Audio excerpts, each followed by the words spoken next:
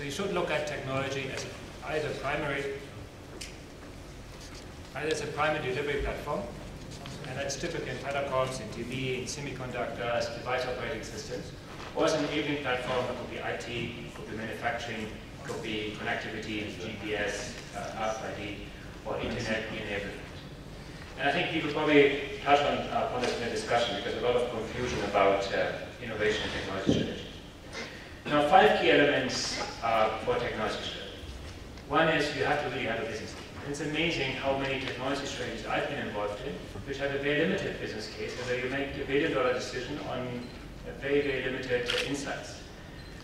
And that's definitely not sufficient. You also have to think through about what are the product portfolio innovation requirements, what's investment goals and long-term capacity. Technology strategies cost money, and they cost money for a long, long time.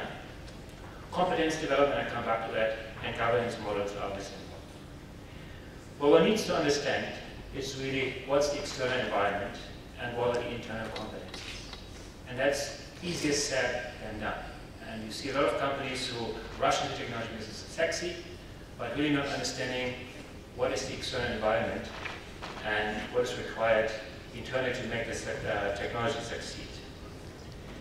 Now, this was boards to set it up. 5 golden rules I want to share, so a little bit to provoke our discussion. The first one is you need to get the business model right, obvious, it seems. Second, mindful need. Third is you need to understand the ecosystem, building on the earlier point. Fourth is you need to leverage open innovation. And fifth, you need to avoid a technology bias. Just to give us some illustration of all these 5. An elegant business model paired with a mediocre technology beats certainly elegant technology paired with a mediocre business model. And we have seen enough examples in the past. Windows is a great example, highly successful technology, but not necessarily the most elegant technology. We all know the story about VHS and Betamax. Very clear, so very important. And one really has to think through, unfortunately, the technology, everyone thinks it's sexy, as I mentioned before, and therefore one does not think about the business model as hard as one should. The second is design for need, and not for desire. Often technology companies fall in love with a concept that is more compelling to them in the company than to the consumers. And there's some very great examples. I mean, iPhone, we all know, is a great example where that really succeeded, but also some failures. 3G, for example, I'm a telecom guy. 3G was invented and created for video telephony. And no one thought about the internet at that time. It was launched in 2001, 2002. Complete failure. In less than 0.5% of calls on the network are video calls. It has then succeeded when internet became the killer application of 3G, but that's only in 2008. Or nano, to be seen. Is it a need or is it a desire? And too early to say, but at the moment it could well be more a desire. Third rule, you need to understand the ecosystem readiness.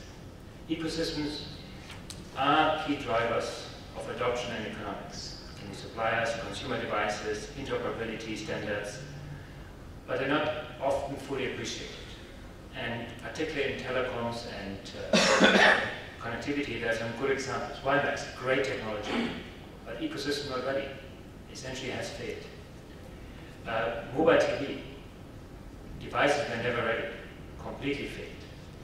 NFC, early days, near field communication, where you can take your phone and pay, use it as a credit card.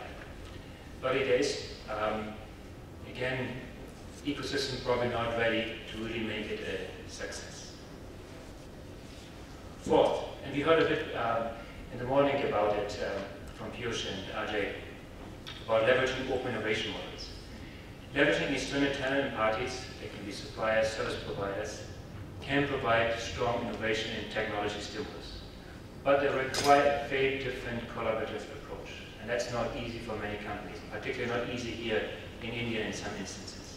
There's some great examples, the Fiat Mayo, the Philips Eindhoven MyPlaza community, or what we heard earlier this morning, the P&G Connect and Develop platform where external innovators can connect. Last rule, avoid technology bias. Technology serves a purpose, and that's either superior customer experience or efficiency. It is not meant to have the latest fad or just for brand appeal. Unfortunately, we have seen some launches. LTE is a great example. There are a lot of companies launching it for brand appeal. Similar fiber to the home in most markets launched for brand appeal because companies feel as a technology company you have to have it, but probably not a commercial success anytime soon. Thank you.